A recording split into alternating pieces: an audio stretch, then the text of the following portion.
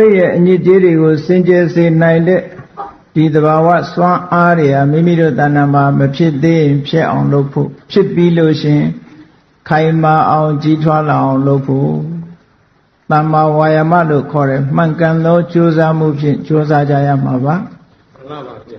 သူအလိုတိုင်းတော့ဘာမှဖြစ်လာတာမရှိပါဘူးအကျိုးလိုခြင်းအကြောင်းကိုတည်ဆောက်ရတာဒါသဘာဝပါပဲဒါကြောင့်မို့မနေ့ကပြောခဲ့တဲ့တတ္တာတတိဟိရိဥဒ္ဒပအာလောဘအာဒေါသအာမောဟတတ္တရအာလောဘအာဒေါသတတ္တရမစ္ဆတတ္တာဆိုတဲ့ဒီသဘာဝတရားတွေရဲ့စွမ်းဆောင်နိုင်မှုတွေကိုဟောပြောပြီးခဲ့ပြီဒီကနေ့အစုံလိုက်ဟောထားတဲ့သဘာဝတရား6မျိုးရဲ့စွမ်းရည်တတ္တိတွေကိုကာယပတ္တတိစိတ်တပတ္တတိပတ္တတိလို့ဆိုတာငြိမ်းချမ်းမှုကာယပတ္တတိဆိုတာစေတသိက်တွေရဲ့ငြိမ်းချမ်းမှုစေတသိက်အစုရဲ့ငြိမ်းချမ်းမှုစိတ်တပတ္တတိစိတ်ရဲ့ငြိမ်းချမ်းမှုစိတ်နဲ့စေတသိက်ဟာဆောင်ရွက်ပုံချင်းကိစ္စချင်းသင်ပြင်လက္ခဏာချင်းမတူလို့ခွဲပြောရပေမဲ့စိတ်နဲ့စေတသိက်ဟာအမြဲတမ်းရှင်တွဲနေကြတာဖြစ်ပါမှန်ပါပါကာယပတ္တိစိတ်တပတ္တိလို့ဆိုတဲ့နေရာမှာကျမ်းဂန်များကကာယဆိုတာအစုဆိုတဲ့အဓိပ္ပာယ်နဲ့စေတသိက်အစုကိုယူတယ်စိတ်တပတ္တိဆိုတာစိတ်တနည်းအားဖြင့်ပြောမယ်ဆိုရင်ကာယပတ္တိကို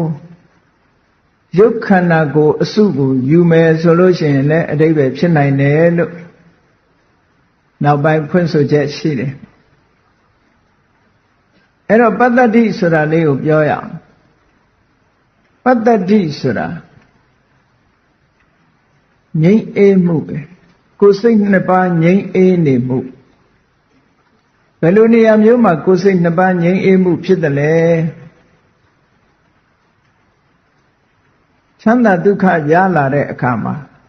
ကိုယ်ရောစိတ်ရောငြိမ်းချမ်းတယ်ဆိုတာလူတွေခံစားရတယ်နော်မှန်ပါပါဗျ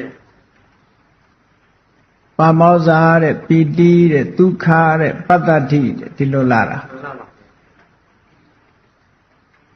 ကောင်းမြတ်တဲ့အာယုန်တစ်ခုပေါ်မှာရှင်းနှက်လို့ဝမ်းသာလို့ဝမ်းသာမှုအနုစားလေးကိုပါမောဇလို့ခေါ်တယ်ထိုဝမ်းသာမှုကစိတ်ထဲနှလုံးထဲမှာတသိမ့်သိမ့်ဖြစ်နေလို့ရှင်ပီတိလို့ခေါ်တယ်မှန်ပါပါတော့ပီတိဖြစ်တယ်နဲ့လူတွေခံစားမှုကြပါတယ်နော်မှန်ပါပါအဲ့ဒီပီတိဖြစ်လာတဲ့အခါကျတော့ကိုယ်ရောစိတ်ရောနေလို့ထိုင်လို့ကောင်းလာတာဒုက္ခကိုယ်စိတ်နေထိုင်လို့ကောင်းလာတဲ့အခါကျတော့ငြိမ်းချမ်းမှုဆိုတဲ့အရာသာလေးပေါ်လာတဲ့ပတ္တတိ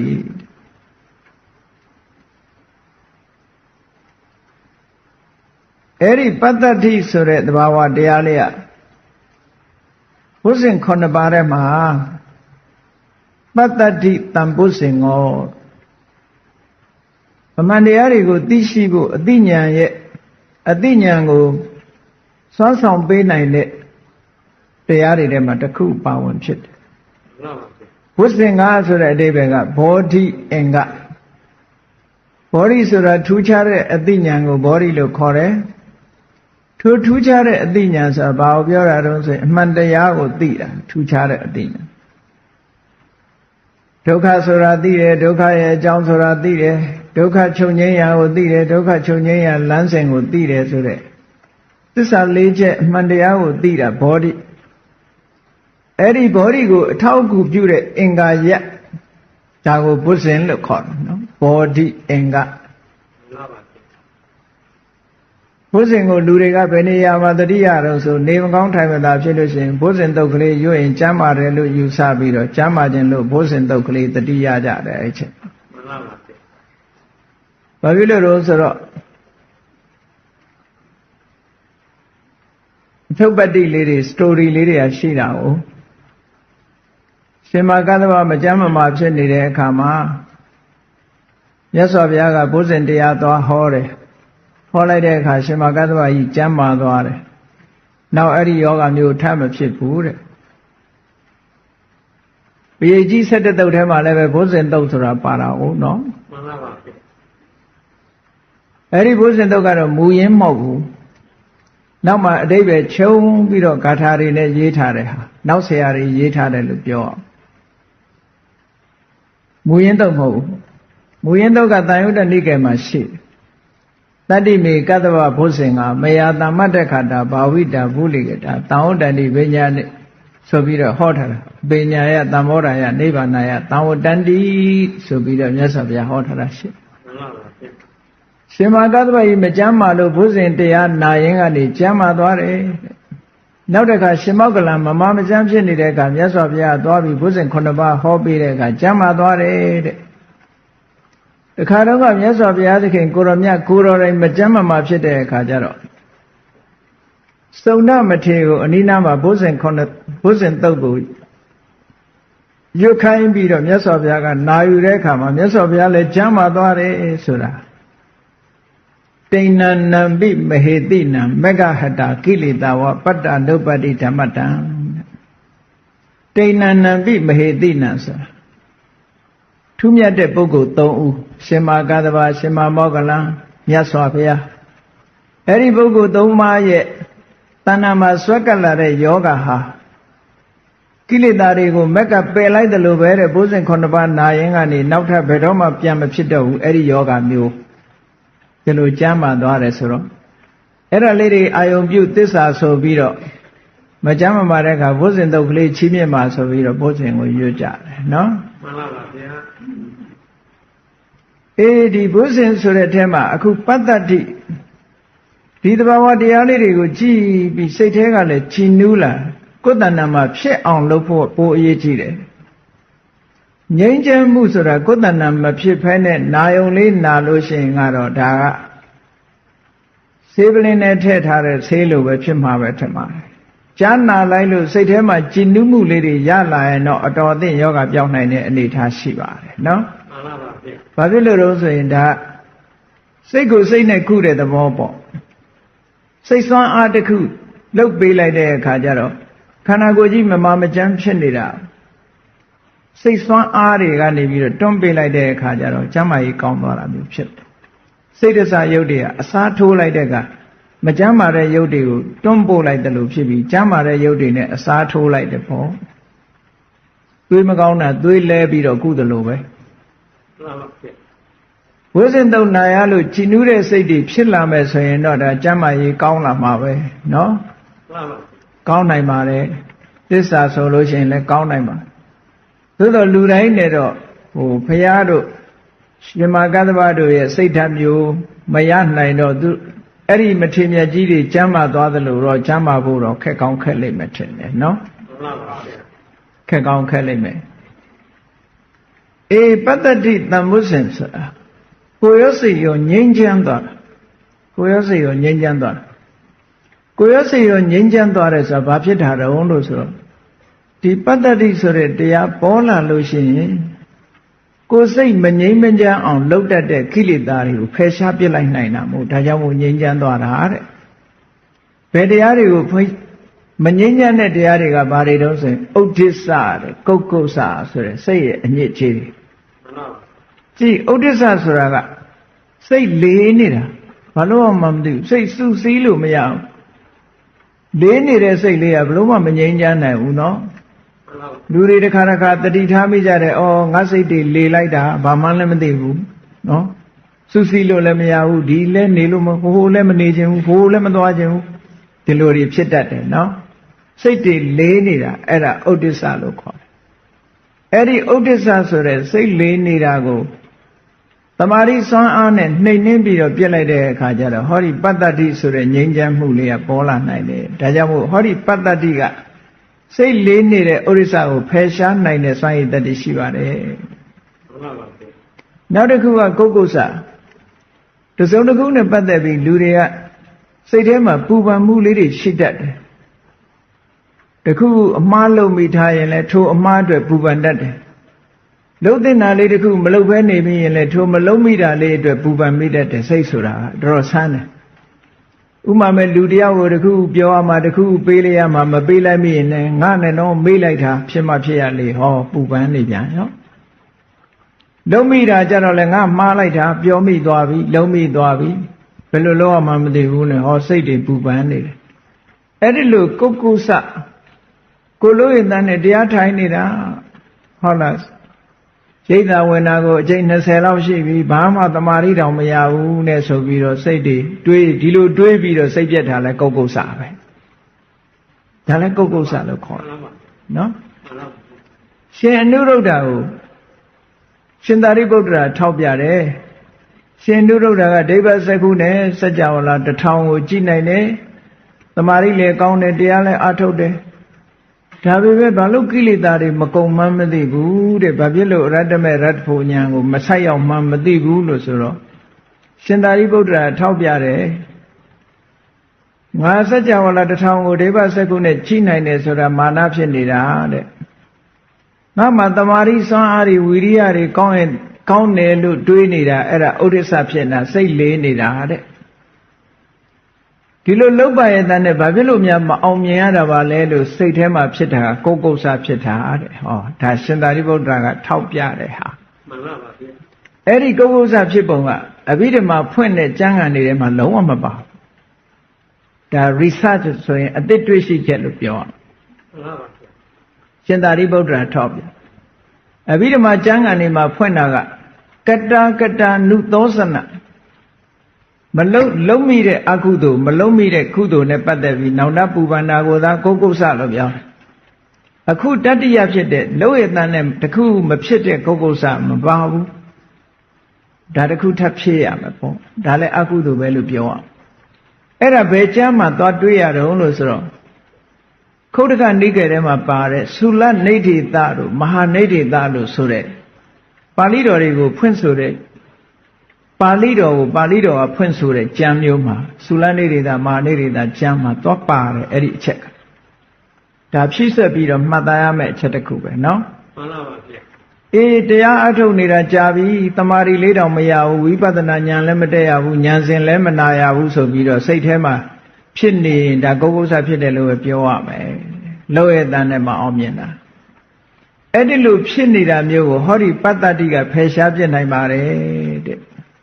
ဒီပတ္တတိတရားဖြစ်လာပြီဆိုရင်အဲ့ဒီစိတ်မငြိမ်သက်တာတို့မငြိမ်ချမ်းတာတို့လုံးဝမဖြစ်တော့ဘူးဖြစ်နေသေးရင်ဒါမှဖြစ်သေးလို့ပဲဒီလိုမှတ်ရမယ်နော်မှန်ပါပါဒါမို့ဘုဇင်9ပါးထဲမှာပတ္တတိတန်ဖို့စဉ်ပတ္တတိဆိုတာစိတ်ငြိမ်းချမ်းတာဟာအတိညာတိုးတက်ခြင်းရဲ့အကြောင်းပဲကိုယ်ရောစိတ်ရောငြိမ်းချမ်းတယ်ကဲနောက်တစ်ခုအဓိပ္ပာယ်တစ်ခုပြောမယ်ဆိုလို့ရှိရင်ပတ္တတိဆိုတဲ့ငြိမ်းချမ်းမှုလေးဟာ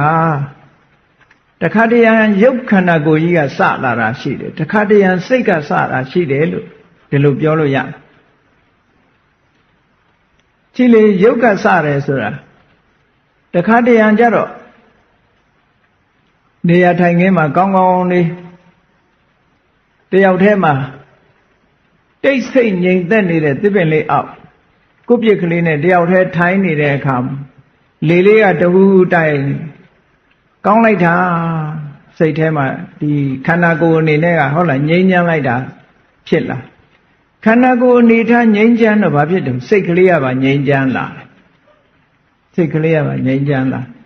အဲ့ဒါကြတော့ကာယပတ္တတိလို့ပြောလို့ရတယ်ပေါ့ဒါတနည်းပြောတာနော်မှန်ပါပါဗျနောက်တနည်းပြောရင်တော့ကိုယ်အနေထားကတော့ငြိမ်းချမ်းမှုမရှိဘူးတဲ့ဘာဖြစ်လို့တော့ဆိုရင်ကြည့်လိုက်မယ်ဆိုလို့ရှိရင်တော့နေရာထိုင်ခင်းရလည်းကောင်းတာမဟုတ်ဘူးဆိုပါစို့မြတ်စွာဘုရားဗောဓိပင်အောက်မှာမြက်ကလေးခင်းထိုင်တာဟာဆိုဖာကြီးနဲ့ကြောင်းနဲ့ထိုင်ရသလားကောင်းပါမလားကောင်းပါဘယ်ကောင်းမလဲနော်ညောင်မင်းအောက်မှာမြက်ကလေးခင်းထိုင်တာဘယ်ကောင်းမလဲနော်သို့တော်လည်းမြတ်စွာဘုရားဟာဒီစိတ်ဓာတ်ကငြိမ်းချမ်းနေသည့်အတွက်ကြောင့်ခန္ဓာကိုယ်လည်းငြိမ်းချမ်းသွားတာပဲစိတ်ငြိမ်းချမ်းလို့ရှိရင်ခန္ဓာကိုယ်ကငြိမ်းချမ်းတယ်မှန်ပါပါဗျစိတ်ပျော်လို့ရှိရင်ဘယ်နေရာပဲဖြစ်ဖြစ်ပျော်စရာကြီးလို့ဖြစ်နေတယ်ဟုတ်ကဲ့လားမှန်ပါပါဗျလူတွေကကိုယ်စိတ်ပျော်တဲ့နေရာဆိုတာဘယ်လိုနေရာပဲဖြစ်ဖြစ်ပျော်သွားတာပဲအဲ့ဒါကိုစိတ်တပတ္တတိလို့ပြောလို့လည်းရနိုင်တာပေါ့ကာယပတ္တတိဆိုတာ ခန္ဓာကိုယ်ရဲ့ငြိမ်းချမ်းမှုကိုအကြောင်းပြုပြီးဖြစ်လာရင်ကာယပတ္တတိစိတ်ငြိမ်းချမ်းမှုကိုအကြောင်းပြုဖြစ်လာလို့ရှိရင်စိတ်တပတ္တတိလို့ရူပကာယတ္တပိပတ္တတိဝတေနလို့ဆိုတီကာကျော်ကျမ်းမှာအဲ့ဒါလို့လေးရေးထားတာရှိတယ်ဒါလည်းသဘာဝကြတဲ့ဟာတစ်ခုပဲပေါ့နော်မှန်ပါပါကာယကိုစေတသိက်အပေါင်းလို့ကျမ်းဂန်များမှာဆိုတော်လဲပဲရူပကာယတ္တပိဆိုတဲ့စကားလေးနဲ့တီကာကျော်ကျမ်းမှာပြောထားတာလေးကလက်တွေ့နဲ့လည်းပဲကြိုက်เสียအကြောင်းရှိပါတယ်ငြိမ်းချမ်းမှုဆိုတာရုပ်ခန္ဓာကစလာတာရှိတယ်စိတ်ကစတာရှိတယ်ဒီပတ္တတိဆိုတဲ့သဘာဝတရားသည်အသိဉာဏ်တိုးတက်ဖို့ရာအတွက်အသိဉာဏ်ဖြစ်ပေါ်ဖို့ရာအကြောင်းတစ်မျိုးဖြစ်တယ်လို့ဒီလိုမှတ်ရဩဒိစ္စကုက္ကုစဆိုတဲ့စိတ်ကိုညှဉ်းနှွမ်းစေတတ်တဲ့စိတ်ရဲ့အညစ်အကြေးတွေကိုဖယ်ရှားပြစ်နိုင်ပါတယ်ကာယပတ္တတိစိတ်တပတ္တတိကာယလဟုတာစိတ်တလဟုတာစေတသိက်တွေရဲ့ပေါ်ပါမှုကာယလဟုတာစိတ်ရဲ့ပေါ်ပါမှုစိတ်တလဟုတာဒီနှစ်ခုကခွဲပြောပေမဲ့လို့ခွဲလို့ရတာမဟုတ်ဘူးလူတွေကခွဲပြောလို့မရပေမဲ့လို့ခွဲပြောကြတယ်ဒီလိုပဲထုံးစံပဲဆိုပါစို့လူတယောက်ရဲ့စွမ်းရည်တတ္တိလို့ဆိုတဲ့အခါကျစွမ်းရည်တတ္တိနဲ့လူနဲ့ခွဲလို့ရပါမလားမရပါဘူးမရဘူးဒါပေမဲ့ခွဲပြောတာဒါရင်မကဘူးလေခွဲပြောတဲ့နေရာတွေအများကြီးဟုတ်လားလူကတော့နေကောင်းပါတယ်ဒူးမကောင်းဘူးဆိုတာမျိုးပြောတာမျိုးလူလို့ပြောတဲ့ထဲဒူးပါပြီးသားပဲလေမှန်ပါပါတခါတည်းလူတွေခွဲပြောလို့ရှိတယ်အဲ့ဒါမျိုးလိုပဲကာယပတ္တတိစိတ်တပတ္တတိစိတ်နဲ့စေတသိက်ခွဲပြောလိုက်တာပေါ့ဒါကတော့ပြောကြတာပဲလေဒီလိုပဲမှန်ပါပါအဲ့တော့ဒီနှစ်ခုဟာတကယ်လက်တွေ့မှာတော့ပေါင်းစပ်နေတယ်လို့ပဲမှတ်ထားတူတူလှုပ်ဆောင်နေကြတယ်ခွဲမရတဲ့အတွဲလို့ပြောရအောင်နော်မှန်ပါပါခွဲမရတဲ့အတွဲဆိုတာဘာကိုပြောတာလဲဆိုရင်ဆွဲတော်ရွက်မှန်ပါပါနှစ်ခုပေါင်းမှတရွက်ပဲမဟုတ်လားမှန်ပါပါအဲ့ဒါမျိုးပဲကာယပတ္တတိစိတ်တပတ္တတိတွဲနေတာအမြဲတမ်းနောက်တစ်ခုကာယလဟုတာစိတ်တလဟုတာကိုယ်ရဲ့ပေါ်ပါမှုစိတ်ရဲ့ပေါ်ပါမှုတနည်းအားဖြင့်စေတသိက်တွေရဲ့ပေါ်ပါမှုနဲ့စိတ်ရဲ့ပေါ်ပါမှုလို့ဒါပေါ်ပါမှုဖြစ်လာတယ်ဆိုရင်လေးလံမှုရှိလို့ပေါ့အဲ့ဒီလေးလံမှုဟာဘာတွေတုံးဆိုလို့ရှိရင်ဌိနမိတ်တာတို့ဒါတွေဖြစ်လာလို့ရှိရင်စိတ်ဟာလေးလံလာစိတ်ဆုံးနှင့်လာပြီဆိုလို့ရှိရင်တရားအထုတ်တဲ့အခါတို့စိတ်မပါကုသိုလ်ကောင်းမှုလုပ်ဖို့ရစိတ်မပါဘူးဖြစ်လာလေးလံလာတယ်အဲ့ဒီလေးလံလာတယ်ဆိုတဲ့သဘာဝတရားတွေဒီကိလေသာစိတ်အညစ်အကြေးတွေကိုဟောဒီကာယလဟုတာစိတ်တလဟုတာဆိုတဲ့ဒီသဘာဝတရားစွမ်းအားထက်လာပြီဆိုရင်ဖယ်ရှားပြစ်နိုင်တယ်တဲ့အညစ်အကြေးကိုဖယ်ရှားတဲ့နေရာမှာဟုတ်လားဆပ်ပြာတွေကျင်ညာတဲ့အခါမှာအဲ့လိုကျင်ညာတယ်မဟုတ်လားဆပ်ပြာမှုန့်နေကျင်ညာတဲ့အခါမှာနော်ဆပ်ပြာမှုန့်ကျင်ညာတယ်လို့ပဲဟောဒီသဘာဝတရားတွေမှာလည်းပဲစိတ်အညစ်အကြေးတွေကိုဆေးကြောနိုင်တဲ့စွမ်းရည်တတ္တိတွေရှိတယ်ဒါကပိုက်ဆံနဲ့ဝယ်ရတာမဟုတ်ဘူးဆပ်ပြာမှုန့်ကပိုက်ဆံပေးမှရတယ်နော်မှန်ပါပါဒီသဘာဝတရားကိုယ်တဏ္ဍာမှာဖြစ်အောင်လုပ်လို့ရတယ်ပေါ့ဘာနဲ့ဖြစ်အောင်လုပ်ရမလို့ဆိုရင်ခုနကအာယုန်တစ်ခုပေါ်မှာစိတ်ဆိုင်ပြီးတော့ဒီသဘာဝတရားတွေဖြစ်လာအောင်ဩဒိစ္စတို့ကုက္ကုစတို့ဖြစ်လာရင်မဖြစ်အောင်ဖယ်ရှားပြီးတော့စိတ်ဆွမ်းအားတွေဒီဘက်ကတိုးမြင့်လာအောင်လုပ်ပေးတာကျင့်စဉ်ကတော့သမထကျင့်စဉ်နဲ့ဝိပဿနာကျင့်စဉ်ပဲဒါပဲနော်ကာယလဟုတာစိတ်တလဟုတာနောက်တစ်ခုကကာယမုဒုတာစိတ်တမုဒုတာတဲ့စေတသိက်ရဲ့နုညံ့ပျော်ပါမှုစိတ်ရဲ့နုညံ့ပျော်ပါမှုတဲ့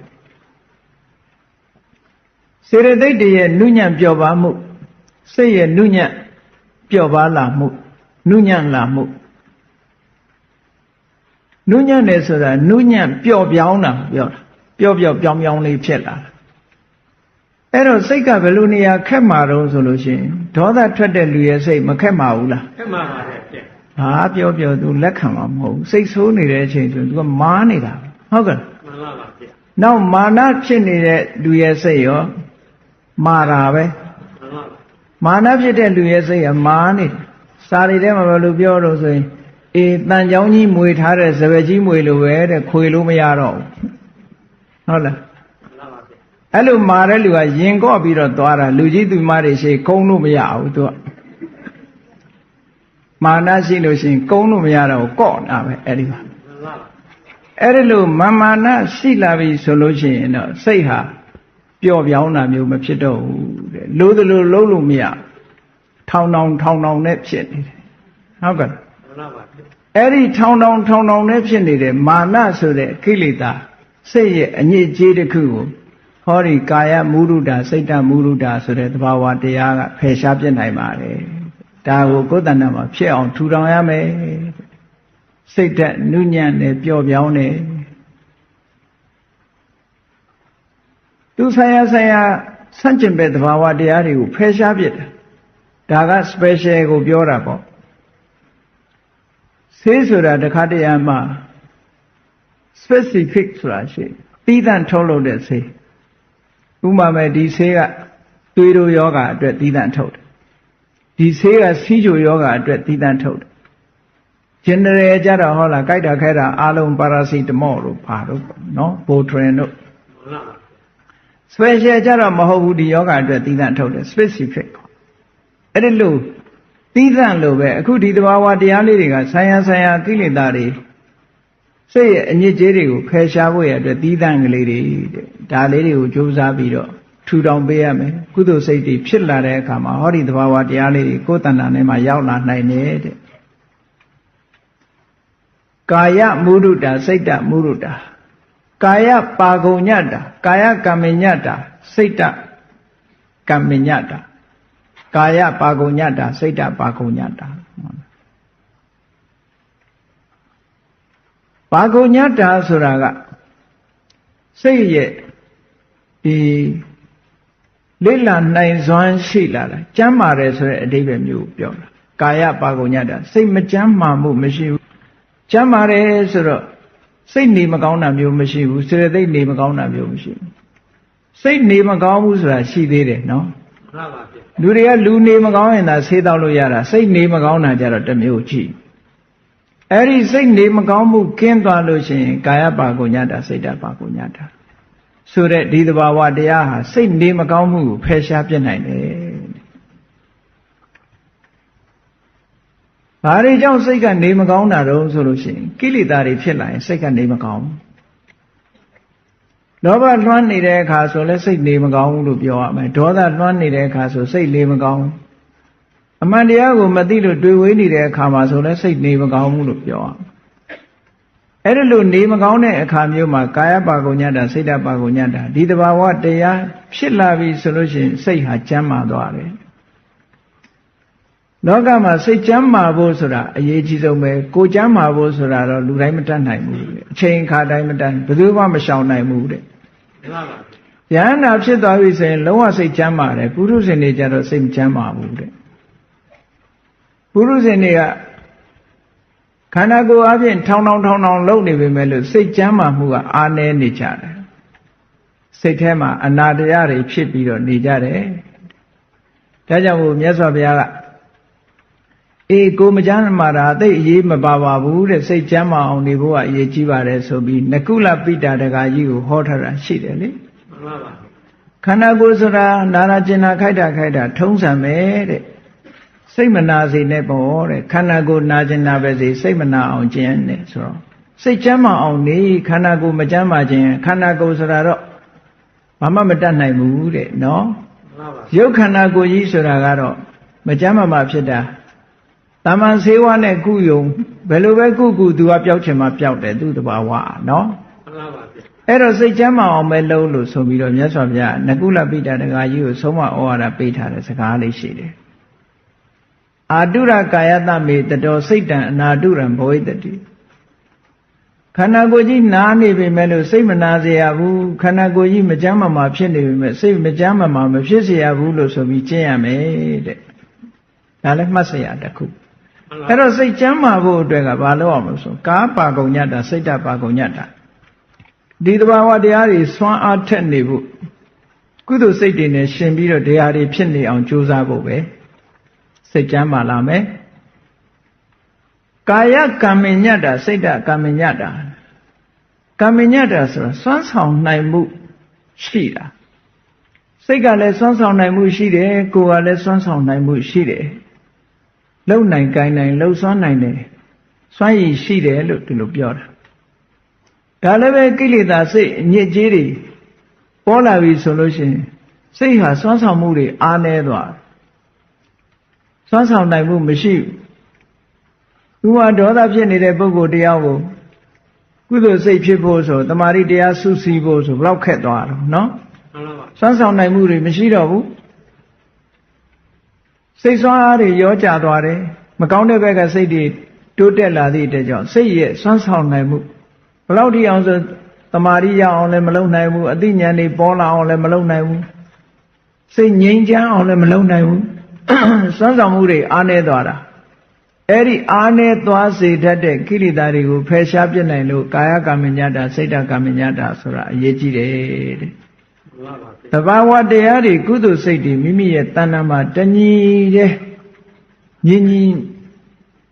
မြတ်မြတ်တတခန္ဓာမိမိတို့ရဲ့တဏ္ဍာမှာဖြစ်နေပြီဆိုလို့ရှိရင်ဒီစွမ်းအားတွေဟာအလုံးပေါ်နေမှာနောက်တစ်ခါကာယုဇုကတာစိတ်တုဇုကတာကာယဥစုကစိတ်တဥစုကစေတသိက်တွေရဲ့ဖြောင့်မတ်မှုစိတ်ရဲ့ဖြောင့်မတ်မှုလို့ဖြောင့်မတ်မှုရှိရမယ်ဖြောင့်မတ်တယ်ဆိုတာရိုးသားတာကိုပြောတာမှန်ပါပါမရိုးသားဘူးဆိုတာဘာပြောတာတော့ဆိုမရိုးသားတဲ့စိတ်နဲ့ရိုးသားတဲ့စိတ်ကဘာလဲမရိုးသားဘူးဆိုတာတမျိုးတမည်ပြောကောင်းပြောလိုက်မယ်ဒီနေရာမှာမရိုးသားဘူးဆိုတာဘာကိုရည်ညွှန်းတာတော့ဆိုရင်မာယာတို့တာထေယတို့ပြောတယ်လူတွေမှာမာယာဆိုလို့ရှိရင်မျက်လက်လို့ထင်တယ်နော်မာယာများတယ်နဲ့ပြောကြတယ်မာယာတာထေယဆိုတဲ့စကားလုံးကလည်းပဲမြန်မာစာဖတ်တဲ့ထဲမှာဒါလေးတွေကပါနေတယ်သို့တော့အဓိပ္ပာယ်သေးသေးချာချာသိဖို့လိုတယ်မာယာဆိုတာကိုယ်ရှိနေတဲ့အပြစ်ကိုမရှိအောင်ဆောင်တာကိုယ်အပြစ်ကိုဖုံးကွယ်ခြင်းနာဖုံးကွယ်ဖို့ကြိုးစားတာဒါမာယာလို့ခေါ်တယ်မှန်ပါပါဗျာအပြစ်တစ်ခုခုရှိနေတယ်ဒါပေမဲ့လူမသိပြီးရောဆိုပြီးတော့ဟုတ်လားဖုံးထားတတ်တယ်ငါလှုပ်တာတွေမသိပါစေနဲ့ဆိုတဲ့စိတ်ဆန္ဒဖြစ်ရင်ဒါမယိုးသားတာလို့ခေါ်တယ်မှန်ပါဗျာကိုလှုပ်တာကိုသူများမသိစေခြင်းဘူးမဟုတ်တာလှုပ်ထားတာကိုသူများမသိစေခြင်းနဲ့စိတ်ကလေးပေါ်ရင်ကိုဒါမာယာပေါ်နေတယ်လို့ခေါ်တယ်နော်မှန်ပါပါဗျာဒီမာယာလေးကလည်း तू ကစိတ်ရဲ့အညစ်အကြေးလေးတစ်ခုပဲလှုပ်တယ်လှုပ်ပြီးတော့ဖုံးဖိထားတယ်ဟုတ်လားမသိပါစေနဲ့သူများသိမှစိုးတယ်ကွယ်ရကြတော့လှုပ်တယ်မြတ်စွာဘုရားဂုဏ်တော်ကြည့်နေအရဟံဆိုတာစိတ်ကွယ်ရတောင်မကောင်းမှုမလှုပ်ဘူးလို့ဆိုတာကြတော့ဘုရားမှာဖုံးကွယ်เสียဘယ်မှမရှိဘူးမှန်ပါပါဗျာလူတွေကဖုံးတာဖုံးနေတာဖုံးလို့ရတာတခုမှမရှိဘူးတဲ့အင်္ဂုတ္တရနိကေမှာမြတ်စွာဘုရားဟောထားတာလေနတ္ထိလောကေရဟောနာမပပကမ္မံပကရုပတောမကောင်းတာလုပ်လို့ရှိရင်လောကမှာဆိုတာကွယ်ရာဆိုတာမရှိပါဘူးတဲ့ဘာဖြစ်လို့မရှိတာတုံးဆိုအတ္တတေပုရိသဇာနာနိမြင့်မမင်းသိနေတာပဲတဲ့ဘယ်ကွယ်လို့ရမှာတုံးတဲ့ဟုတ်ကဲ့လားမှန်ပါပါဒီပြင်လူတွေသိတာမသိတာဒါကိုသိနေတယ်အဲကိုသိနေတယ်ဆိုကြတဲ့ကောအဆက်စရာကြီးဖြစ်မနေဘူးလားဖြစ်နေပါတယ်ဗျသို့တော့ကိုယ့်ကိုယ်ကြမရှက်ကြဘူးပေါ့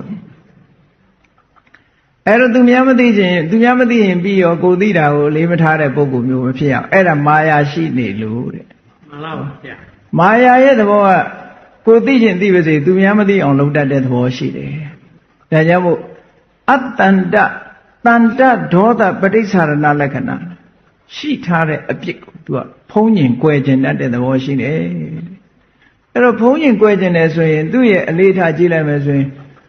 လူမမြင်မဟုတ်တာလုံးမဲ့လူပဲဆိုတော့ဘေးရိုးသားတာဖြစ်တော့မလို့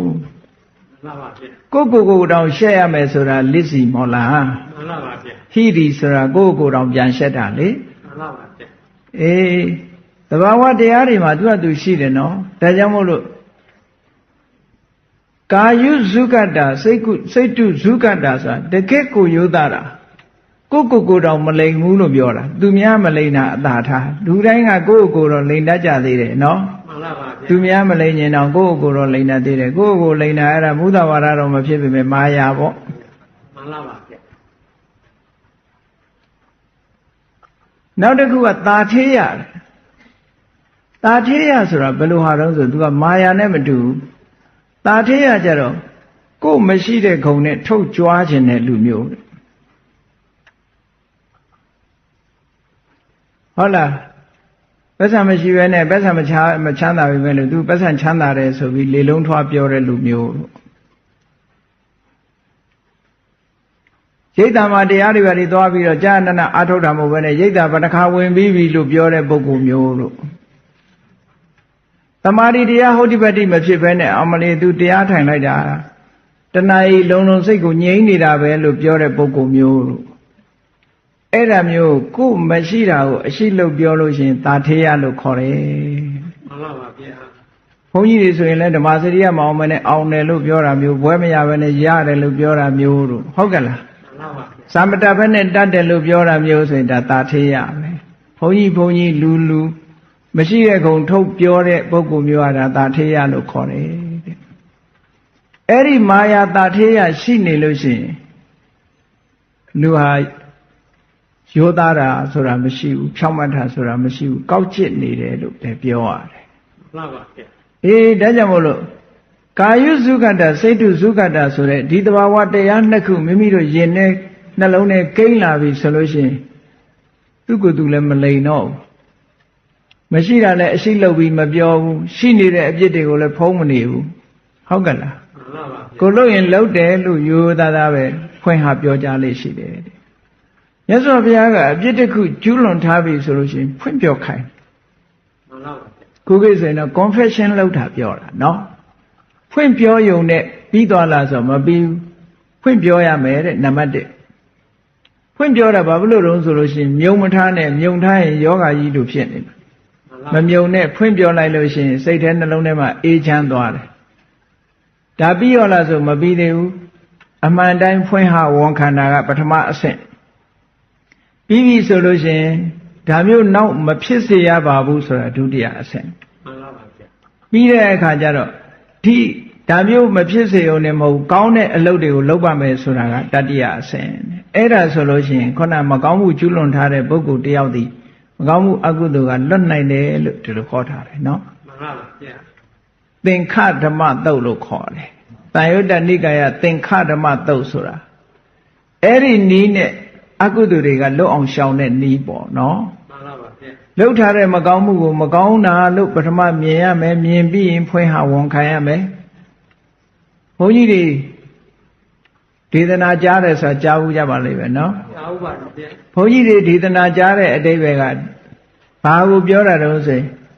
သူမှားယွင်းပြီးတော့ပြစ်မှုတစ်ခုကျူးလွန်မိပါတယ်တဲ့အဲ့ဒီကျူးလွန်ကြောင်းကိုဖွင့်ပြောပါတယ်ဒါနံပါတ်1ဖွင့်ပြောပါတယ်ဆိုတော့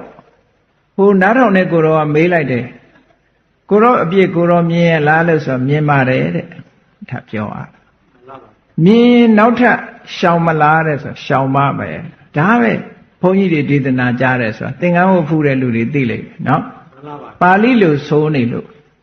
အတိတ်ဘက်ကဒါပဲလူချင်းလည်းအဲ့ဒီတိုင်းလုံးလို့ရတာပဲဒါဒေသနာကြားတယ်လို့ခေါ်တယ်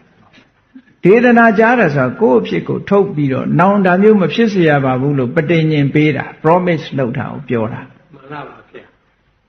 အမတမစနစ်ကြတယ်မြတ်စွာဘုရားဒါမကောင်းမှုအကုသိုလ်ကလွတ်မြောက်တဲ့နည်းကိုပြောတာအပြစ်မဖြစ်ဘူးလို့ပြောတာမဟုတ်ဘူးအပြစ်ဖြစ်ပြီးသားကဖြစ်သွားပြီဖြစ်ပြီးသားကိုမဖြစ်ဘူးလို့ပြောလို့ရလားမရပါဘူးမရဘူးလေလှုပ်ပြီးသားပဲလှုပ်ပြီးသားကိုဖျက်သိမ်းတာမဟုတ်ဘူးဒါမှန်ပါပါဗျာနောက်ထပ်ထပ်မလာဘူးလှုပ်တာအကုသိုလ်ဆိုတာနှစ်ခုရှိတယ်နှစ်ခုကဘာလဲလို့ဆိုရင်တစ်ခုကလှုပ်လို့ဖြစ်တဲ့အကုသိုလ်နောက်တစ်ခုကဘာတော့ဆိုရင်တွေးပြီးတော့နောင်တပူပန်တဲ့အကုသိုလ်နှစ်ခုရှိတယ်မှန်ပါပါပထမလှုပ်တုံးကအကုသိုလ်ရသွားပြီနောက်ထပ်အဲ့ဒီအတွက်စိတ်ပူနေတာကနောက်ထပ်အကုသိုလ်တစ်ခုထပ်လာ အဲ့ဒီနောက်ထပ်စိတ်ပူးနေတဲ့ပါဠိလိုတော့အာရမ္ဗဇအာရမ္ဗဇဆိုတာလှုပ်လို့ဖြစ်လာတာလှုပ်လို့ဖြစ်တာကပြင်လို့မရဘူးလှုပ်ပြီးသွားပြီလေမှန်လားပါဗျာနောက်ဟာကဝိပ္ပတိတာရဇဝိပ္ပတိတာရဇစိတ်နှလုံးမသားမရာစိတ်ဆင်းရဲနေခြင်းကြောင့်ဖြစ်တဲ့အကုသိုလ်တဲ့မှန်လားပါဗျာကိုလုံးမိတဲ့အပေါ်မှာလူတွေကမှားပြီလို့သိတဲ့အခါစိတ်ဆင်းရဲနေတတ်တယ်လေမှန်လားပါဗျာအေးလုံးမိလို့ဖြစ်တဲ့အကုသိုလ်ကတစ်ခုစိတ်ဆင်းရဲနေတဲ့အကုသိုလ်ကတစ်ခုဒေသနာကြားတယ် confession လုပ်တယ်ဆိုတာစိတ်ဆင်းရဲနေတဲ့အကုသိုလ်ထပ်မဖြစ်ဖို့တားလိုက်တာတဲ့လှုပ်တုံးကတစ်ခါပဲလုပ်ရင်တစ်ခါပဲဖြစ်တယ်လေစိတ်ဆင်းရဲနေတာကြတစ်ခါမကဘူး repetition ထပ်လာမှာပဲတွေးမိတိုင်းဒါဖြစ်နေမှာပဲဟုတ်တယ်မဟုတ်လားတွေးမိတိုင်းအကုသိုလ်ကတိုးနေမှာပဲအမြဲတမ်းတိုးနေတစ်ခါတွေးမိရင်တစ်ခါတိုးနှစ်ခါတွေးမိရင်နှစ်ခါသုံးခါဆိုရင်သုံးခါဟောအချိန်မောများစွာတွေးမိရင်အချိန်တရာဖြစ်လာပြီသူကထပ်ပိုးလာတာအဲ့ဒါကိုတားတာမြတ်စွာဘုရားအဲ့ဒီတားတဲ့ဤစနစ်ပဲဘယ်သူပဲဖြစ်ဖြစ်အကုသိုလ်ကရှောင်ကျင်လို့ရှိရင်လှုပ်ထားတာတော့မှားပါတယ်မှားတာဆိုတာကိုလက်တွေ့သိပါတယ်ဝန်ခံတယ်မှားကြောင်ဝန်ခံတယ်နောင်ဒါမျိုးမလုပ်ပါဘူးဝန်ခံချက်ပေးရမယ်ကောင်းတာတွေကြီးပဲဆက်ပြီးတော့လုပ်မယ်ဟောအကုသိုလ်ကနေပြီးတော့တဖြည်းဖြည်းကောင်းတာတွေကနေမကောင်းတာတွေကိုတွန်းဖယ်ထားသည့်အတွက်ကြောင့်ပျောက်သွားတာတော့မဟုတ်ဘူးနော်မှန်ပါပါဗျာခုနကလူကဖွင့်ပြောလိုက်တဲ့အခါကျလို့ရှင်ရင်နဲ့ပေါ့မသွားဘူးလားပေါ့သွားပါရဲ့အဲ့ဒါအကျိုးကျေးဇူးပဲဖွင့်ဟဝန်ခံလိုက်ပြီးတော့နောက်မလုပ်ပါဘူးဆိုရင်ရင်နဲ့ပေါ့သွားတယ်ဒီပြဿနာတစ်ခုငြိမ်းသွားတယ်လို့ရှိတယ်ပေါ့နော်မှန်ပါပါဗျာရှိတော့မလုပ်ပါဘူးလို့ပြောကြွယ်ရကြလုံးပြန်ရောဆိုရင်မဟုတ်သေးဘူးအဲ့ဒါတော့ထပ်လာနေအောင်ပါပဲအဲ့တော့ဒီမာယာတို့တာထေယတို့ဆိုတာမယိုးသားတဲ့သဘာဝတရားတွေဖြစ်သည့်အတွက်ကြောင့်အဲ့ဒီမယိုးသားတဲ့သဘာဝတရားတွေကိုဖယ်ရှားပြစ်နိုင်တာဒါကာယုစုကတာစိတ်တုစုကတာလို့ခေါ်တယ်အဲ့ဒီသဘာဝတရားတွေဖြစ်လာလို့ရှိရင်ခုနမာယာတာထေယဆိုတဲ့ကိလေသာစိတ်အညစ်အကြေးတွေဟာပျောက်ကင်းသွားနိုင်ပါတယ်တဲ့ဒါတွေကိုခိုင်မာအောင်တည်ဆောက်ဖို့လိုတယ်လို့ဆိုလိုတယ်ကောင်းတဲ့စိတ်တွေဖြစ်တိုင်းဖြစ်တိုင်းမဟာကုသိုလ်စိတ်ဖြစ်တိုင်းဖြစ်တိုင်းဒီသဘာဝတရားတွေပါတယ်သို့သောစိုင်းတတိထက်တာမထက်တာလေးတော့ရှိအခြေခံအားဖြင့်တော့ပါတယ်လို့ဒီလိုပြောကဲကောင်းပြီနောက်ထပ်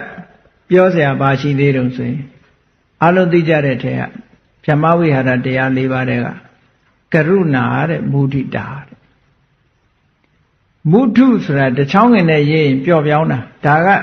လုံးကြီးတင်နဲ့ရေးတာမုဒိတာကရုဏာနဲ့မုဒိတာ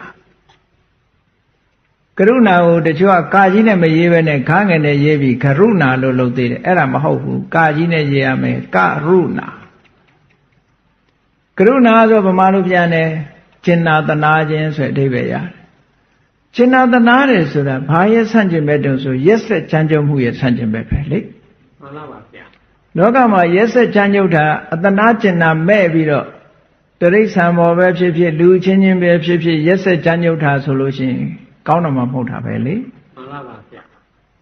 ကျင်နာတနာတဲ့စိတ်ဟာမောမြတ်တဲ့စိတ်ပဲရက်ဆက်ချမ်းကြုံတဲ့စိတ်ကမောမြတ်တဲ့စိတ်မဟုတ်ဘူးတဲ့အဲ့ဒါကြောင့်မို့လို့ကရုဏာဆိုတာရက်ဆက်ချမ်းကြုတ်တဲ့ဒေါသကိုဖယ်ရှားပြစ်နိုင်တာဖြစ်သောကြောင့်ညှင်းဆဲလို့တဲ့ဝိဟိတတရားမျိုးကိုဖယ်ရှားပြစ်နိုင်တယ်စိတ်ထဲမှာရက်ဆက်တဲ့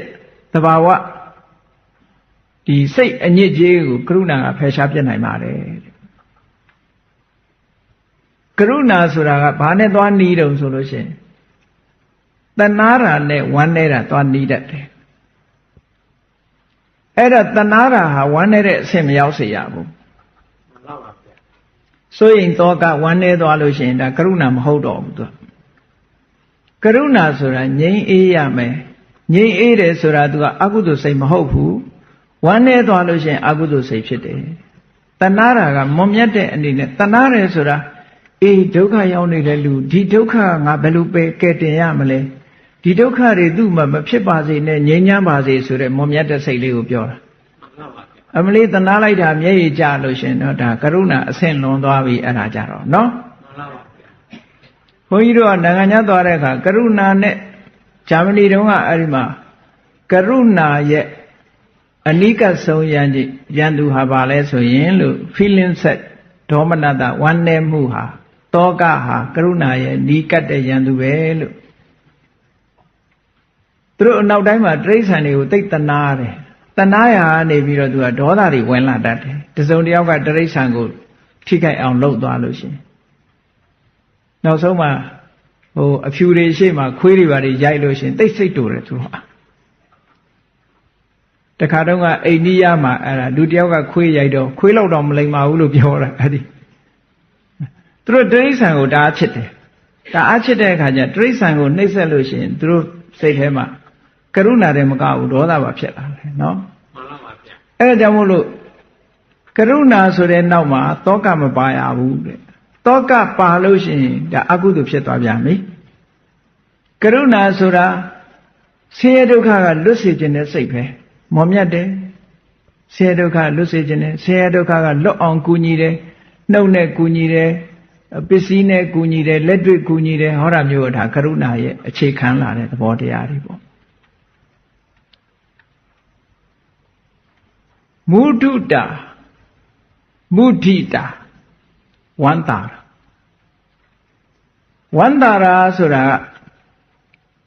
လူတယောက်ကြီးပွားတိုးတက်လာပြီဆိုလို့ရှိရင်ကြီးပွားတိုးတက်လာတာကိုစိတ်ကဝန္တာနိုင်ရမှာတရားဘက်ကတိုးတက်စီးပွားရေးဘက်ကတိုးတက်ဘာဘက်ကတိုးတက်ပြည့်စုံလူတယောက်ကိုမြင်လိုက်ရလို့ရှိရင်ချမ်းချမ်းသာသာနဲ့တိုက်နဲ့အိမ်နဲ့မြင်လိုက်ရလို့ရှိရင်ကိုယ်စိတ်ထဲမှာဝမ်းသာမုဒိတာဖြစ်ရမယ်လို့ဆိုတယ်အဲ့တော့မုဒိတာမဖြစ်အောင်ဘယ်သူကတားတတ်တုံးဆိုရင်မုဒိတာနဲ့ဆန့်ကျင်ဘက်ကဘာတော့ဆိုjealousy အိတ်တာဆိုတဲ့အဆိုးတရားကိုဟောဒီမုဒိတာကဖယ်ရှားပြနိုင်တယ်တဲ့မှန်လားပါဗျာအိတ်တာဆိုတဲ့စိတ်ရဲ့အညစ်အကြေးကိုဟောဒီမုဒိတာကဖြူစင်အောင်လုပ်ပေးနိုင်တယ်အိတ်တာမထားအိတ်တာရှိနေသေးသမျှမုဒိတာမဖြစ်ဘူးမုဒိတာရှိလို့ရှင်လည်းအိတ်တာမဖြစ်ဘူးတဲ့ဒါကြောင့်မို့လို့သူများချမ်းသာတာကိုဝမ်းသာနိုင်ဖို့အမြဲတမ်းအရေးကြီးပါတယ်တဲ့ဝမ်းမသာနိုင်ဘူးဆိုရင်အိတ်တာဖြစ်တယ်လို့ပဲအောင်မိတ်မှန်လားပါဗျာနော်ကိုယ်နဲ့ရှင်ပြိုင်ဘက်တွေကတယောက်ကနိုင်သွားလို့ရှိရင်congratulation လေးတော့လုပ်နိုင်ရမှာပေါ့စိတ်ထဲကလိုက် congratulation လုပ်နိုင်မှမဲ့ရွရွနဲ့ congratulation တော့မကြိုက်ဘူးเนาะမှန်ပါပါဗျာမုဒိတာဆိုစိတ်ပါလက်ပါပြောတဲ့ congratulation ပဲကိုပြိုင်ဘက်ထဲမှာကိုကနိုင်သွားလို့သူကနိုင်သွားလို့ရှိရင်ကိုကဝမ်းသာနိုင်ရမယ်လို့ဆိုလို့အဲ့ဒီလူကိုဖက်လဲတကယ်မင်းငါနဲ့တော်တယ်ဆိုတာအတိမတ်ပြုတ်တယ်ပေါ့ပြိုင်ဘက်တွေမှာလည်းအဲ့လိုအတိမတ်ပြုတ်အဲ့လိုအတိမတ်မပြုတ်နိုင်ဘူးဆိုရင် jealousy ဆိုတဲ့အိတ်တာဖြစ်ပြီးတော့ဒေါသတွေပါတွေဝင်ပြီးတော့တခါတော့ကလေစကိတ်စီးတဲ့အမျိုးသမီး2ယောက်တယောက်ကချန်ပီယံနောက်တစ်ယောက်ကနေပြီးတော့သူ့ရဲ့တာမဲ့အနေထားရှိတဲ့အခါကျလူဆိုးငှားပြီးတော့ခြေတော့ကျိုးအောင်ရိုက်ခိုင်းတာကဘာမှာဖြစ်ခဲ့ဘူးတယ်လေမှန်ပါပါဗျာအဲ့ဒါအိတ်တာကြောင့်ဖြစ်သွားတယ်ကိုလာပြိုင်မဲ့လူဆိုရင်တော့မလို့ချင်ဘူးသူကဖယ်ရှားပစ်ခိုင်းအိတ်တာရဲ့ဟာကလည်းပြဿနာအများကြီးတက်တတ်တယ်ဒါကြောင့်မုဒိတာပွားပါတဲ့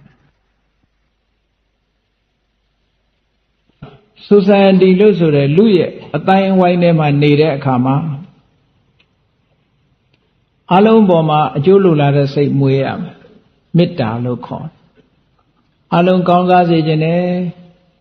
အလုံးပေါ်မှာအမုန်းမရှိဘူးဘယ်သူပေါ်မှာမမုန်းဘူးအလုံးရဲ့အကျိုးစီးပွားကိုလိုလားတယ်ဆိုမေတ္တာရှိရ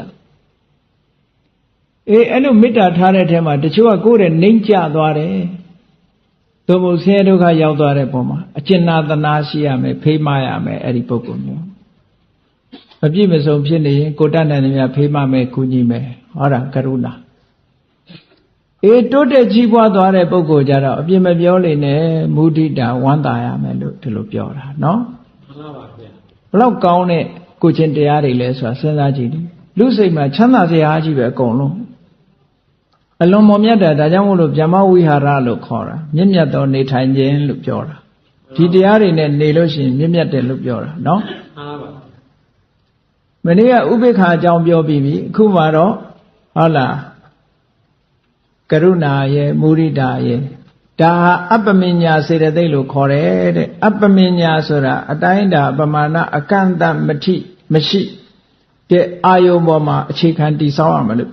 ဘာလို့ဆိုတော့လောကမှာရှိတဲ့တတ္တဝါတွေကအကန့်အသတ်မှမရှိတာအများကြီးပဲလူသားတွေပေါ်ထားရမယ်တိရစ္ဆာန်တွေပေါ်မထားရဘူးဒီလိုမရှိဘူးမြန်မာလူမျိုးတွေပေါ်မှာသာထားရတယ်ဒီပြင်လူမျိုးတွေပေါ်မှာမထားရဘူးလို့ဒီလိုလည်းမရှိဘူးလူတွေပေါ်မှာသာထားတယ်နတ်တွေပေါ်မှာထားเสียမလိုဘူးလို့လည်းဒီလိုမရှိဘူးအဲ့တော့အကန့်အသတ်မရှိရတဲ့ဘောင်ခတ်ထားတာမရှိပဲနဲ့တတ္တဝါတွေအားလုံးပေါ်မှာတဏှီတဲ့ကောင်းကျိုးချမ်းသာလိုလားတာမေတ္တာတဏှီတဲ့အားလုံးရဲ့ဆင်းရဲဒုက္ခကကင်းစေချင်တာကရုဏာအားလုံးကြီးပွားနေတာကိုဝမ်းသာနိုင်တာမုဒိတာ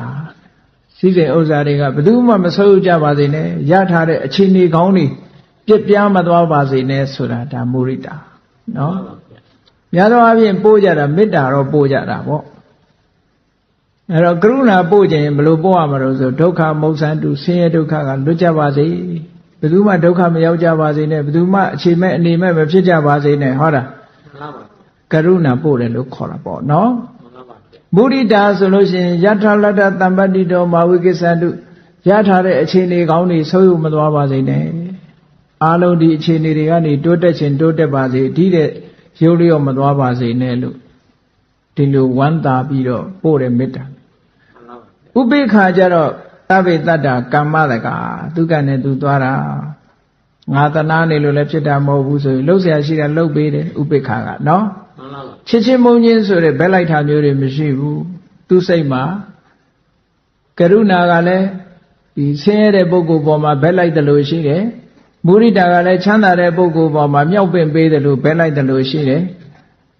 မေတ္တာကလည်းပဲစိတ်ထဲမှာကောင်းကျိုးချမ်းသာတွေဖြစ်စေချင်တာဆိုတော့စိတ်ရဲ့လှုပ်ရှားမှုလေးတစ်ခုဖြစ်တယ်ဥပိ္ပခာဆိုတာတော့မဟုတ်ဘူးဓာတ်တူညီများအားလုံးဟာကံပေါ်မှာအခြေတည်နေတယ်လှုပ်ရှားရှိတာသူလှုပ်ပေးတယ်သူကဒီစိတ်မှာအငြိမ့်သက်ဆုံးအငြိမ့်ချမ်းဆုံးအမြင့်မြတ်ဆုံးပဲဥပိ္ပခာဥပိ္ပခာထားဖို့ကလွယ်တာမဟုတ်ဘူးเนาะမှန်ပါပါဗျာဗျမဝိဟာရတရား၄ပါးအဲ့ထက်မဲ့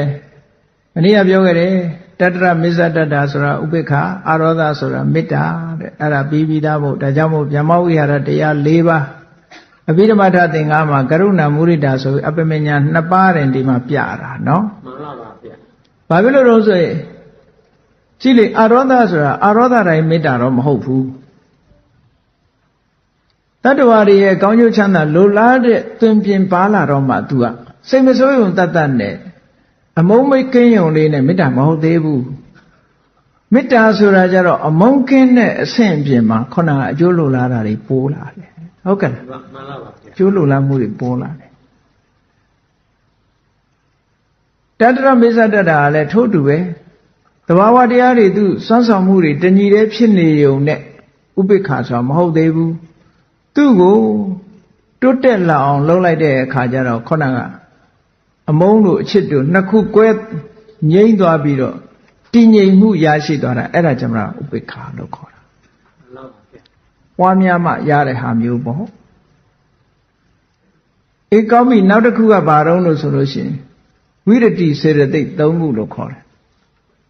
အဲ့ကရုဏာနဲ့မုဒိတာကစိတ်တစ်ခုကိုရှင်တဲ့အခါမှာသူတို့နှစ်ခုတပြိုင်တည်းမဖြစ်နိုင်ဘူးတဲ့ဟုတ်တာပေါ့တဏှာတာနဲ့ဝမ်းသာတာတွဲလို့ရပါမလားမရပါဘူးဗျာအေးတယောက်ကိုလူတယောက်တည်းကိုတဏှာလဲတဏှာတယ်ဝမ်းလဲဝမ်းသာတယ်ဆိုမဖြစ်နိုင်ဘူးနော်မှန်ပါပါဗျာဒီလူဆင်းရဲဒုက္ခရောက်တာဝမ်းသာလိုက်တာလို့ပြောလို့မရဘူး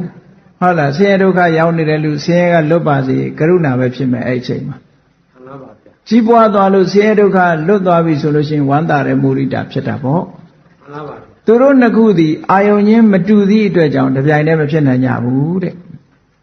ကရုဏာဖြစ်တဲ့အခိုက်မှာမုဒိတာမဖြစ်နိုင်ဘူးဒါသဘာဝချင်းမတူအာယုံချင်းမတူဘူးဒါကြောင့်မို့လို့ associate လုပ်လို့မရဘူးလို့ပြောတယ်မှန်ပါပါကဲနောက်တစ်ခုဝိရတိ၃ခုဆိုတာဝိရတိဆိုတာရှောင်ကျဉ်တာ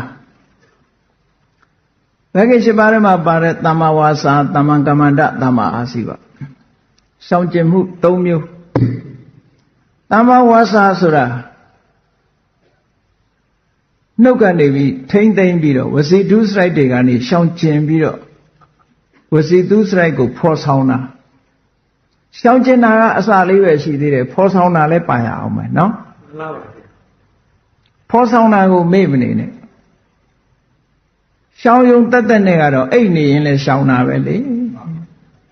အိတ်နေရင်ဘယ်သူလိန်တော့လိန်ပါဗျာလိန်မှုလေလိန်မှုမဖြစ်ဘူးအိတ်နေတဲ့အချိန်သူများလည်းအတင်းမပြောဘူးအိတ်ပြောနေမှန်ပါဗျာတမ္ပပလာပါလည်းမရှိဘူးဟုတ်ကဲ့မှန်ပါဗျာဖရုဒဝါစာဆဲတာရေးတာရှိရလားမရှိပါဘူးရောင်ပြီးဆဲတဲ့လူတော့ရှိကောင်းရှိလိမ့်မယ်အဲ့တော့ဒါတွေကရှောင်ယုံနေမဟုတ်ဘူးဆောင်းဖို့ရရှိသေးတယ်သမ္မာဝါစာဆိုတာကြည်သမ္မာဝါစာလို့ပြောထားတာကမှန်ကန်သောစကားမှန်ကန်သောစကားကိုဆိုရမယ်မှန်ကန်သောစကားကိုဆိုတာဟာမမှန်မကန်သောစကားကိုဆိုခြင်းမှရှောင်တယ်လို့ဒီလိုအဓိပ္ပာယ်ပြောတာမိစ္ဆာဝါစာကိုရှောင်တယ်ဒါဖြင့်မိစ္ဆာဝါစာဆိုတာဘယ်နှမျိုးရှိတုံးဆိုရင်ဒီလိန်ပြောတာမိစ္ဆာဝါစာမှားရွက်တဲ့စကားနော်မှန်ပါဗျာလိန်ပြောတယ်ဆိုတာအမှန်ကိုအမှားလို့ပြောတာမရှိရှိလို့ပြောတယ်ရှိရင်မရှိဘူးပြောတယ်ဒါလိန်တယ်လို့ခေါ်တယ်နော်မှန်ပါဗျာလိန်တယ်ဆိုတာအမှန်ကိုပြောင်းပြန်ပြောတာကိုအလိန်လို့ပြောတာမှန်ပါဗျာသို့သောသူကလည်းလိန်နာကလည်းပဲအပြစ်ကြီးတာနဲ့အပြစ်မကြီးတာတခုရှိသေးတယ်တခါတည်းတချို့ကကြောက်လို့လိန်ပြောတာအဲ့ဒါကသိပြီးတော့အပြစ်မကြီးဘူးရည်စရာအနေနဲ့လိန်ပြောတယ်သိတော့အပြစ်မကြီးဘူးရည်စရာလိန်ပြောတာတို့လေလုံးထွားပြီးတော့လိန်ပြောတာတို့အဲ့ဒါတွေကသိအပြစ်မကြီးဘူး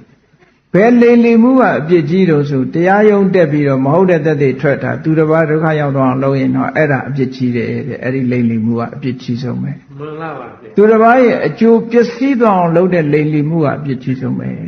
ဒါကိုပြောတာနော်စေတိယမင်းကြီးမြေမျိုးရဲဆိုဟိုတစ်ဖက်သားပြည့်စည်သွားအောင်လုပ်တာအဲ့ဒီခေတ်ကလည်းအမတန်တန်ရှင်းတဲ့ခေတ်ဆိုမြေမျိုးတာပေါ့အခုခေတ်တော့မြေကတော့နားယူသွားပြီမမျိုးတော့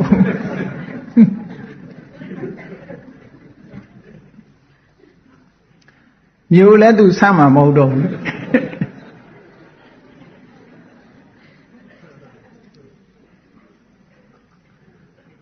အဲ့တော့မုဒ္ဒဝါဒဆိုတာအလွန်ဆိုးတယ်လို့မြတ်စွာဘုရားဟောထားတာရှိတယ်နော်မှန်ပါဗျာဝစီသစ္စာကိုဖယ်ရှားပြီးတော့လိန်တတ်တဲ့ပုဂ္ဂိုလ်ဟာမဟုတ်တာအကုန်လုံးတယ်တဲ့ဘုရားဒီလိုခေါ်ထားတယ်ဝစီသစ္စာကိုကျော်လွှားပြီးတော့လိန်တတ်တဲ့ပုဂ္ဂိုလ်တယောက်ဟာမကောင်းမှုမှန်သမျှအကုန်လုံးတယ်ဧကံဓမ္မအတိတတ္တမုတ္တဝါဒိတ္တဇန္တုနောဝိဒိဏပရာလောကတနတ္ထိပပံအကာရိယံသူမလုပ်တဲ့အကုသိုလ်မရှိဘူးလို့ပြောတာဘာလို့ဆိုသူကလိန်လိုက်ရင်ပြီးရောလေမှန်ပါပါဗျာဖုံးကွယ်လိုက်တာပေါ့အဲ့ဒါကြောင့်မို့တမ္မာဝါစာဆိုတာမလိန်ဘူးမလိန်ုံနဲ့ပြီးလားဆိုမပြီးသေးဘူးမှန်တာပြောဖို့လို့သေးတယ်မှန်တာကိုပဲပြောရမယ်အနုပါဇက်ပိတ်နေလို့လည်းမဖြစ်ဘူးလေမှန်တာကိုပဲပြောရမယ်လို့ဆိုလို့နောက်ဖရုဒဝါစာကျန်တန်တာတို့ဆဲရည်တာတို့လူတစ်ဖက်သားနားမချမ်းသာအောင်ပြောတာမျိုးဒါဖရုဒဝါစာလို့ခေါ်တယ်လူတယောက်ကိုစိတ်ထဲမှာဒေါသထွက်လာအောင်ပြောတဲ့စကားမျိုးတွေဒါပရုဒဝါစာတဲ့အဲ့ဒီပရုဒဝါစာကိုရှောင်ရမယ်တဲ့ရှောင်ပြီးတော့ကျင်နာတဲ့စကားမျိုးကိုပြောတယ်ချွဲပြောတဲ့စကားမျိုးမဟုတ်ဘူးနော်ကျင်နာတဲ့စကားပြောတာအကျင်နာစကားပြောရမယ်ချိုတာတဲ့စကားမျိုးပြောရမယ်လူဆိုတာချိုတာတဲ့စကားကိုလည်းကြက်သူလည်းကြိုက်ပဲလေမှန်ပါဗျာ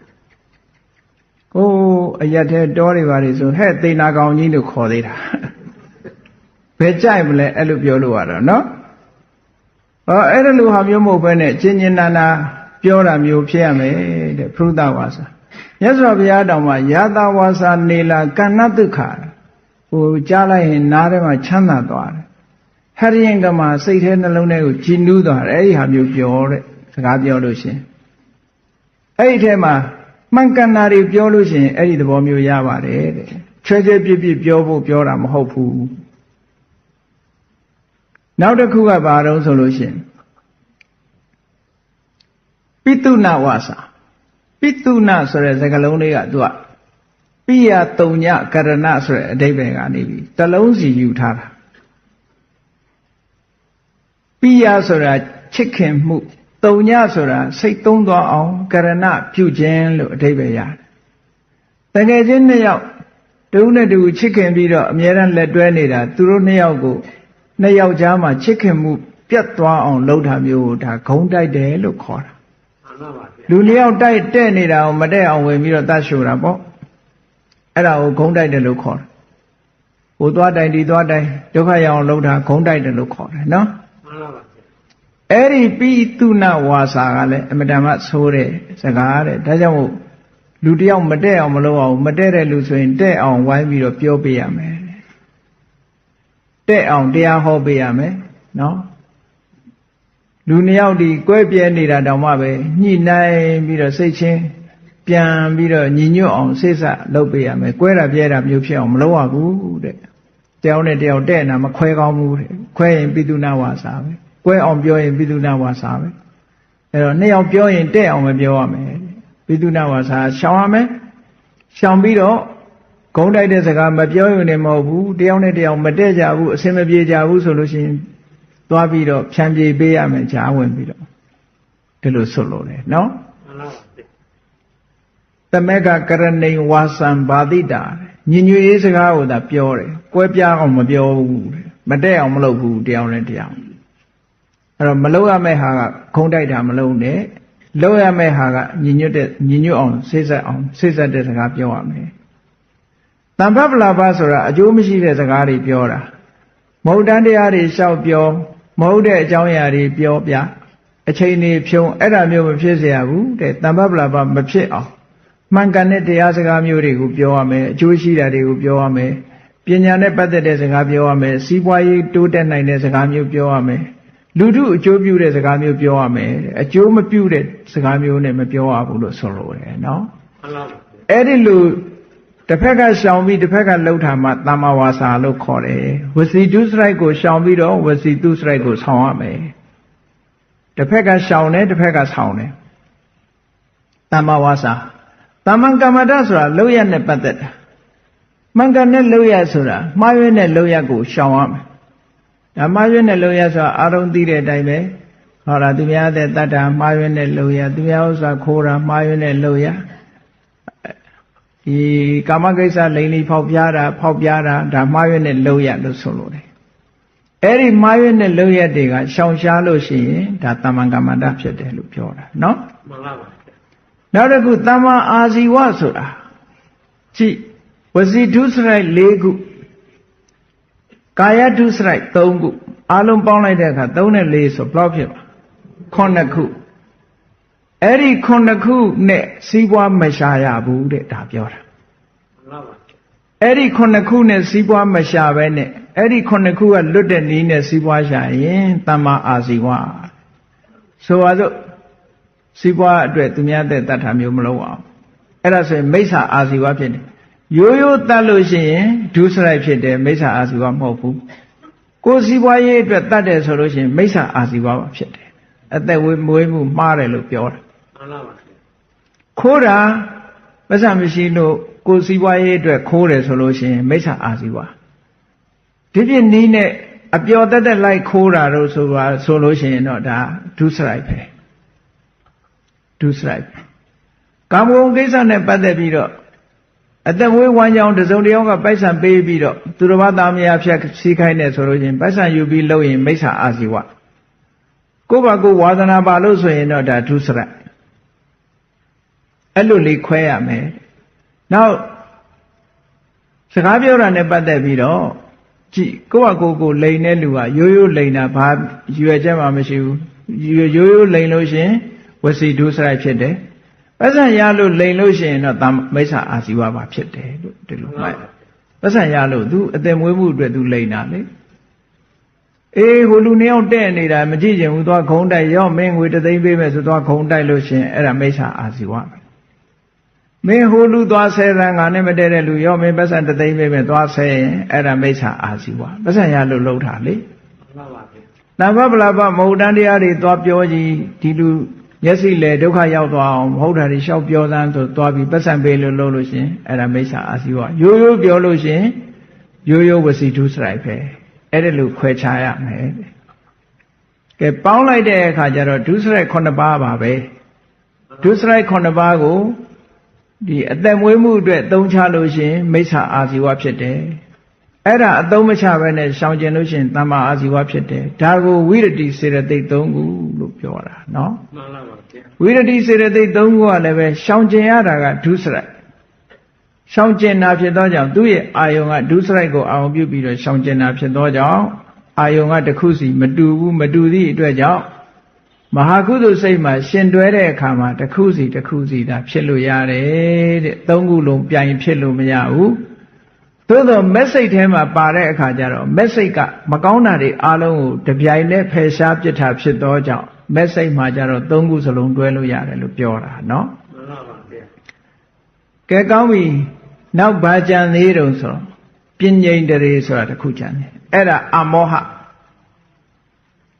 ဒီအစဉ်ကိုဘာလို့လှုပ်ထားတာတုံးဆိုတော့စိတ်နဲ့ရှင်တွဲပြီးတော့ပြတဲ့အခါမှာလွယ်အောင်လို့ဆိုပြီးခွဲထားတာဒါကဲနောက်ဆုံးကအမောဟအတိညာမတွေ့ဝေခြင်းဝိဇ္ဇာအတိညာကိုအမောဟလို့ခေါ်တယ်မောဟရဲ့ဆန့်ကျင်မဲ့မတိခြင်းတရားကိုဖယ်ရှားပြနိုင်တယ်အဲ့ဒီအမောဟကိုပဲမဂ္ဂင်၈ပါးမှာဘာခေါ်တော့ဆိုရင်တမ္မာဒိဋ္ဌိလို့ခေါ်တယ်ဝိဇ္ဇင်9ပါးမှာဘာခေါ်တော့ဆိုလို့ရှိရင်ဓမ္မဝိစယတန်ဖိုးစဉ်လို့ခေါ်တယ်ဒီပညာနဲ့ပတ်သက်တဲ့နာမည်လေးကြီးပဲနောက်သမထကျင့်စဉ်ဝိပဿနာကျင့်စဉ်ဝိပဿနာဆိုတာလည်းဒီအမောဟကိုခေါ်တာတစ်ခုနဲ့တစ်ခုမတူဘူးအမောဟရဲ့စွမ်းရည်တတ္တိခြင်းကလည်းမတူဘူးတဲ့ဉာဏ်ရည်ဉာဏ်သွေးဟာတဦးနဲ့တူမတူဘူးလို့ဆိုလို့အေးဒါကြောင့်မို့လို့အခုပေါင်းလိုက်လို့ရှိရင်စိတ်ဖြူစင်မှုအင်အားစုများဟာ25မျိုးရှိပါတယ်တဲ့စိတ်ရဲ့အညစ်အကြေးက14ခုပဲရှိတယ်ဘာမှကြောက်စရာမရှိဘူးဒီကအင်အားတာနေတယ်နော်မှန်ပါပါအင်အားတာနေတယ်25ခုကအင်အားတာအရှုံးပေးလို့တော့မရဘူးနော်မှန်ပါပါသို့တော့14ဦးကနည်းနည်းညစ်ကျဲကျဲလို့တော့သူတို့ကပဲလွှမ်းနေတယ်ညစ်ကျဲကျဲလို့တဲ့အကုသိုလ်14ခုကပဲလူတွေရဲ့စိတ်ကိုလွှမ်းနေတယ်ဟုတ်ကလားမှန်ပါပါဒီ25ခုကနေပြီးတော့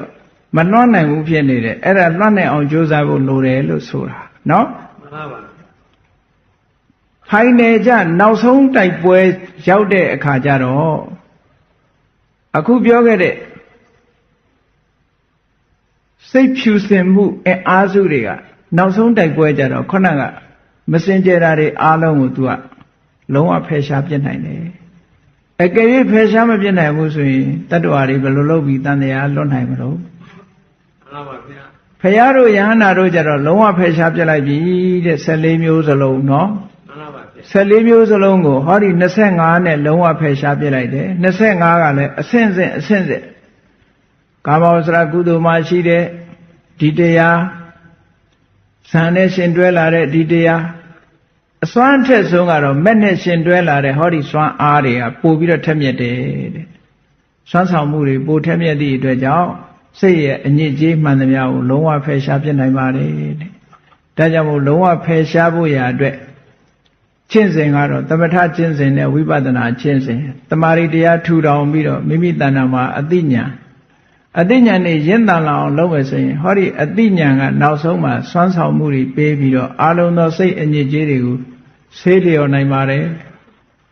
အေးဒီကနေ့နောက်ဆုံးအဘိဓမ္မာရဲ့အခြေခံသဘောတရားလေးတွေကိုဟောတာဒါအဘိဓမ္မာအကုန်မဟုတ်သေးဘူးနော်မှန်ပါပါဗျာအားလုံးခုဒီကနေ့ဒီ10ရက်ဟောခဲ့တာကရုပ်အကြောင်းပါတယ်စိတ်အကြောင်းပါတယ်စေတသိက်အကြောင်းပါတယ်အဘိဓမ္မထသင်္ဃာနဲ့ပြောမယ်ဆိုရင်3ပိုင်းပဲကုန်သေးတယ်လို့ပြောရမှာနော်3ပိုင်းအကျမ်းမြင့်တော့ကုန်သွားပြီနောက်ထပ်6ပိုင်းကျန်သေးတယ်လို့ဒီလိုတော့မှတ်တာမှန်ပါဗျာမှန်ပါရုပ်ပိုင်းရဲ့စိတ်ပိုင်းရဲ့စေတသိက်ပိုင်းရဲ့ဒါလည်းပဲ apply လုပ်ပြီးတော့ဒီသဘာဝတရားလေးတွေပေါ်လွင်ယုံတော့ပဲပြောနိုင်တာဖြစ်ပါတယ်ဒီတဲ့အသေးစိတ်ကြတော့အသေးစိတ်ကိုဆက်လက်ပြီးတော့လေ့လာဖို့လိုအပ်ပါတယ်ဆက်ပြီးလေ့လာခြင်းဖြင့်အဘိဓမ္မာကိုလေ့လာတဲ့အခါကျတော့မိမိရဲ့သဘာဝတရားဖြစ်စဉ်တွေကိုသိရှိလာတဲ့အခါမှာငါဥစ္စာဆိုတဲ့အစွဲတွေတတ္တဝါဆိုတဲ့အစွဲတွေဒါတွေစိတ်ထဲမှာညစ်သေးနေတဲ့အညစ်အကြေးတွေအားလုံးကိုဖယ်ရှားပြစ်နိုင်တယ်လုံးဝဖယ်ရှားပြစ်နိုင်မှအတိညာဟာပွင့်လင်းလာပြီးတော့နိဗ္ဗာန်ချမ်းသာကိုကိုယ်စီကိုယ်ငါမျက်မှောက်ပြုနိုင်ကြမှာဖြစ်တယ်လို့ယုံကြည်ပြီး အသိဉာဏ်တွေရရှိအောင်ကြိုးစားအားထုတ်နိုင်ကြပါစေကုန်သတည်း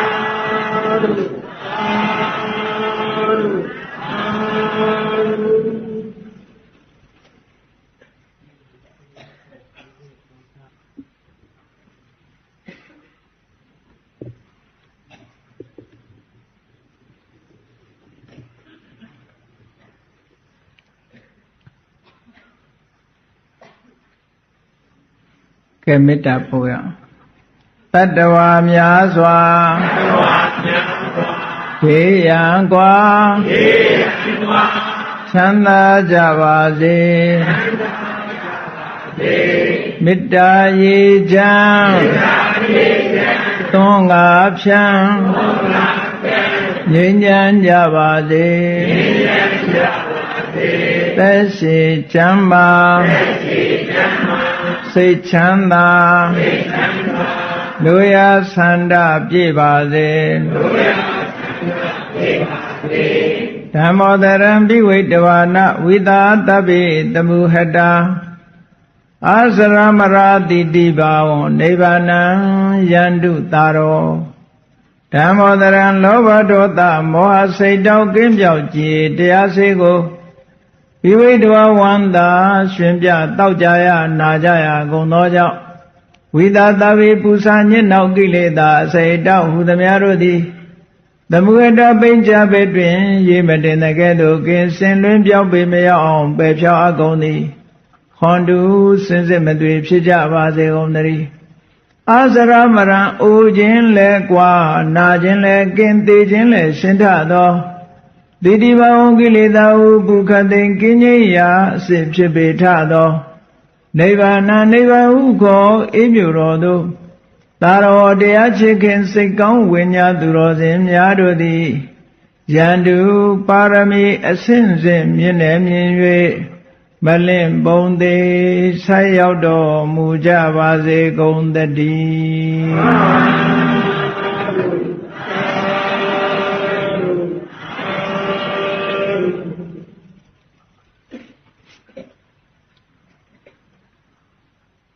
ကဲရည်စက်ချရအောင်နော်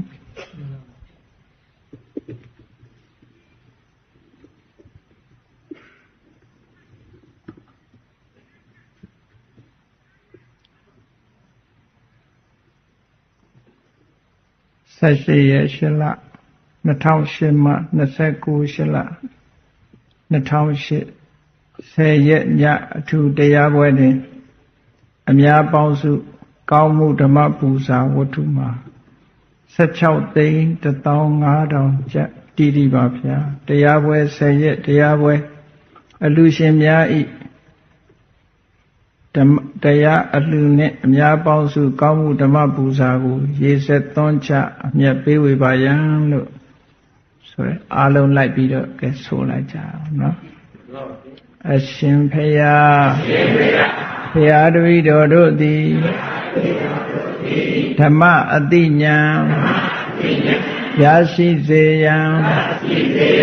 ရှိတန်ကြပါသောကြောင့်ဓမ္မသဘင်ဆင်းကျင်ပပြုလုပ်ကြလျက်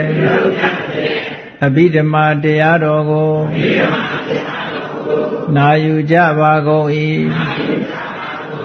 အဘိဓမ္မာဉာဏ်ကိုဖြစ်ပေါ်စေရန်ရှိတန်ကြလျက်ဓမ္မဒါနအမတဒါနတရားအလှတော်ကိုပေးလူကြပါကုန်၏တရားတော်မြတ်ကိုရိုသေစွာနာယူကြလျက်တရားတော်လာသည့်အတိုင်းကျင့်ကြံကြိုးကုပ်အားထုတ်ကြပါကုန်၏ယနေ့ယခုအားထုတ်ပြုလို့ရသောဒီကောင်းမှုသည်ဒုက္ခခတ်သိမ်းချုပ်ငြိမ်းရာမှန်ဉာဏ်နိဗ္ဗာန်သို့ရောက်ရာရောက်ကြောင်း ဓမ္မအသိဉာဏ်ကောင်းကိုရရှိကြပြီလင်နိဗ္ဗာန်မဲ့ဖို့ကိုမျက်မှောက်ပြုနိုင်ရပါလိုကုန်၏ဤကောင်းမှု၏အဖို့ဘာကကိုအမိအဖာအဖို့အဖွာဆရာသမားမစပြေကဘာသူကဘာသာလူနတ်မြမတတ္တဝအများတို့အားအမြအမြဝေငှပါကုန်၏ကုသိုလ်အမြကိုစီရကြကုန်သည်ဖြစ်၍ကိုယ်စိတ်နှပြချမ်းသာကြသည်ဖြစ်ကြပါစေကုန်သတည်း